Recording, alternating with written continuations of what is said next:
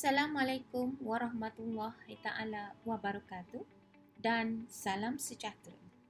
Hari ini, cikgu akan berkongsi lagi berkaitan dengan sejarah tingkatan 4, bab 1, warisan negara bangsa.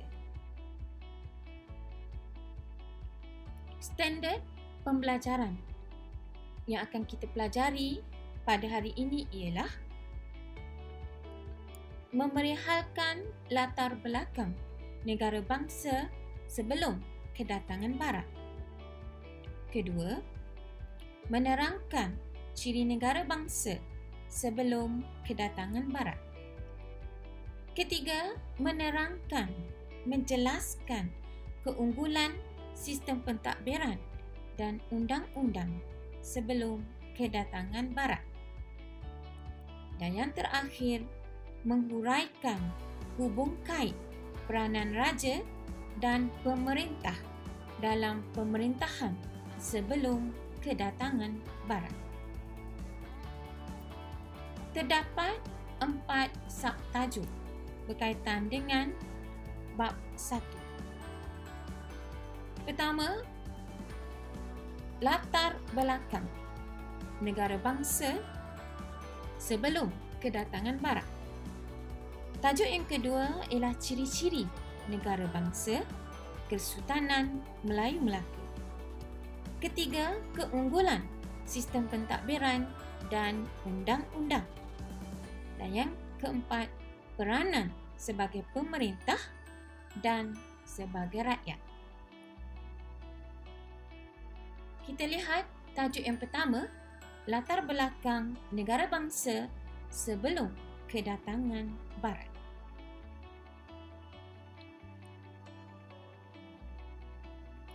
Sebelum kedatangan Barat, negara bangsa mempunyai raja. Raja memperolehi ketaatan daripada rakyat kerana raja sentiasa ditaati dan dianggap suci. Contohnya, Raja Champa yang dikaitkan dengan Dewa Siva. Negara bangsa juga mempunyai undang-undang sebelum kedatangan Barat yang menjadi panduan dan pentadbiran kerajaan. Contohnya, Kerajaan Majapahit mengamalkan Undang-Undang Utara Manawa. Negara bangsa juga mempunyai wilayah pengaruh. Rakyat menerima dan memperakui pemerintahan seseorang raja. Contohnya, Kerajaan Funan, wilayahnya dari Sungai Mekong hingga ke Genting Krau. Segenting Krau.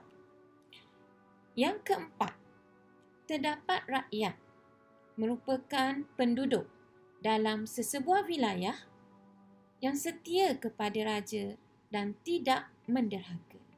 Contohnya, Kerajaan Sriwijaya yang mengamalkan upacara persetiaan dan meminum air sumpahan daripada batu inskripsi. Untuk makluman, terdapat 4 latar belakang negara bangsa sebelum kedatangan Barat. Seterusnya, tajuk ciri-ciri negara bangsa hasil daripada Kesultanan Melayu Melaka. Untuk makluman semua pelajar, Kesultanan Melayu Melaka telah meninggalkan 6 ciri-ciri negara bangsa. Pertama, kerajaan. Merujuk kepada raja adalah pemerintah tertinggi dan dibantu oleh pembesar. Terdapat sistem pentadbiran yang dikenali sistem pembesar 4 lipatan yang merupakan tonggak pentadbiran Melaka. Selepas kedatangan Islam, gelaran raja telah ditukarkan kepada gelaran sultan. Seterusnya, ciri yang kedua ialah rakyat. Rakyat taat setia kepada Sultan Melaka dan mematuhi undang-undang.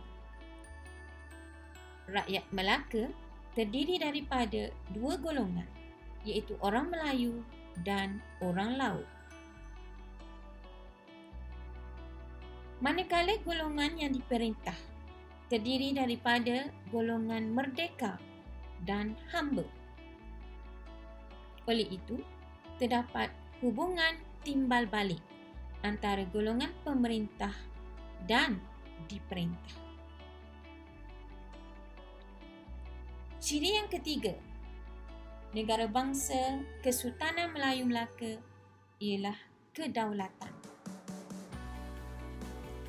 Kedaulatan merujuk kepada lambang kekuasaan tertinggi seseorang sultan ataupun mempunyai hak mutlak. Kesultanan Melayu Melaka diakui oleh kerajaan lain dan bebas daripada campur tangan kuasa asing. Itulah kedaulatan yang diperolehi dari Kesultanan Melayu Melaka. Contohnya, Kerajaan Melaka telah diiktiraf oleh kerajaan dinasti Ming yang telah menghantar beberapa utusan di Melaka, diketuai oleh Laksamana Cheng Ho. Ciri yang keempat ialah berkaitan dengan kawasan pemerintahan raja yang diterima dan diakui oleh rakyat.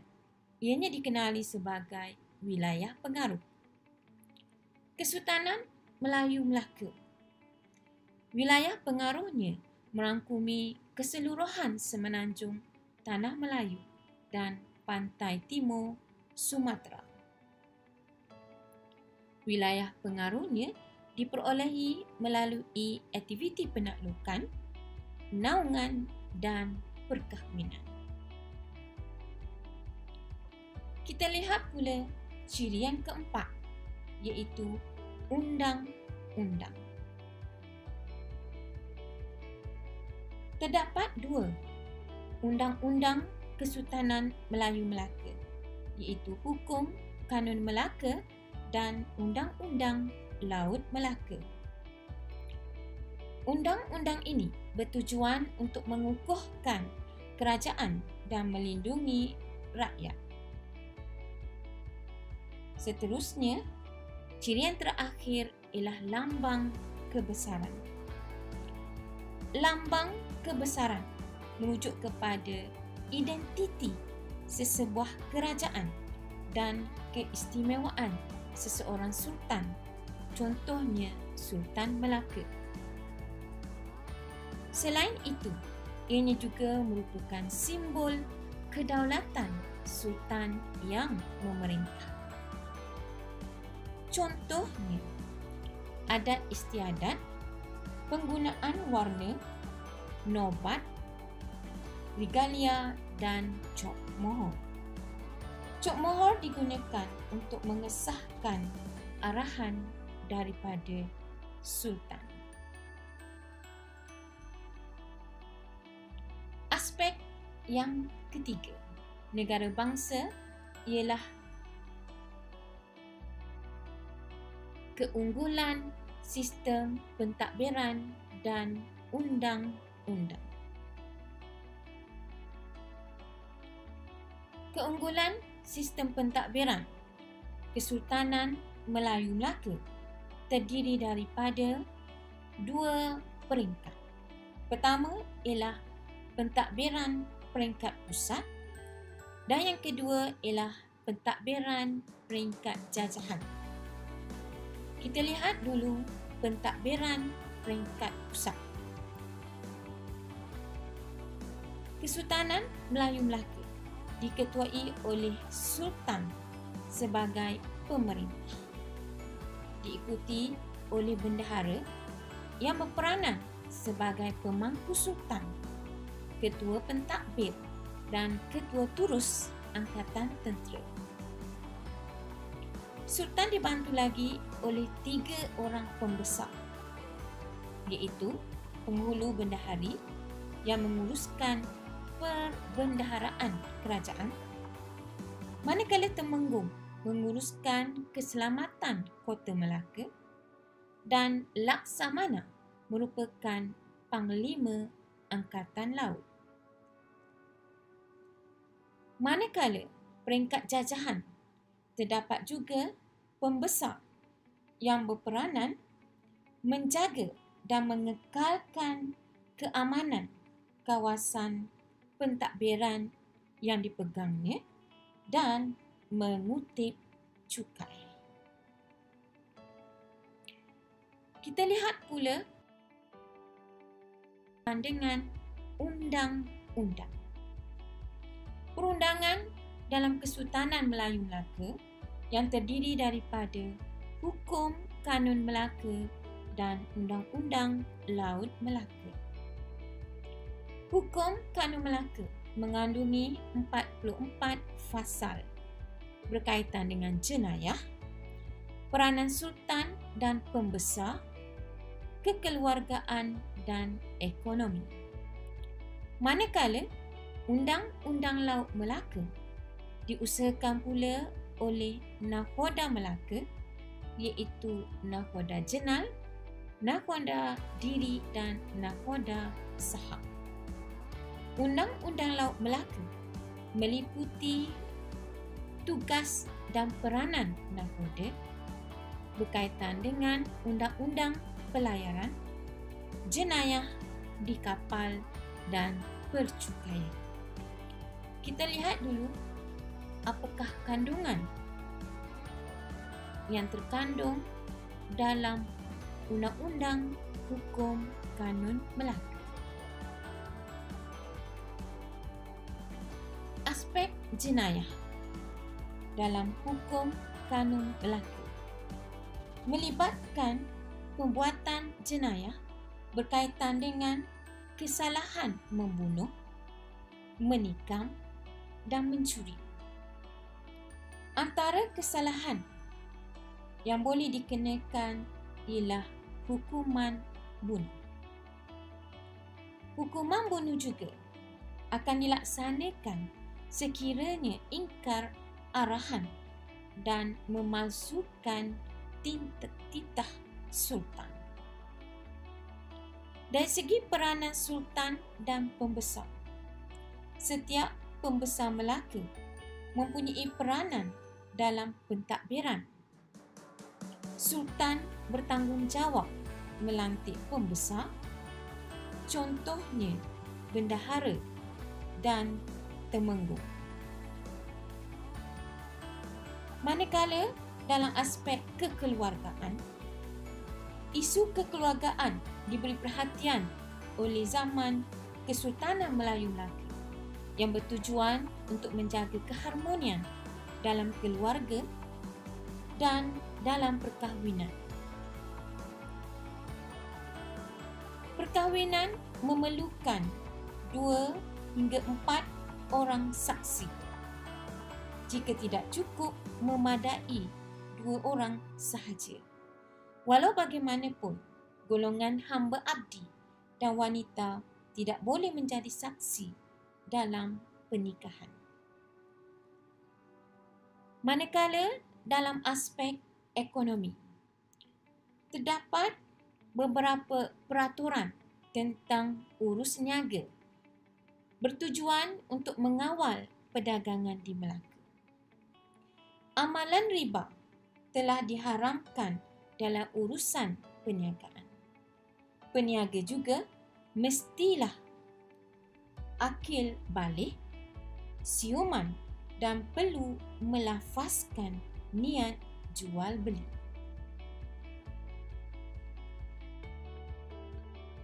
Seterusnya, Undang-Undang Laut Melaka. Peranan nakhoda. Nakhoda berkuasa penuh dan diibaratkan sebagai raja dalam pelayaran. Nakhoda dibenarkan berniaga selama 4 hari.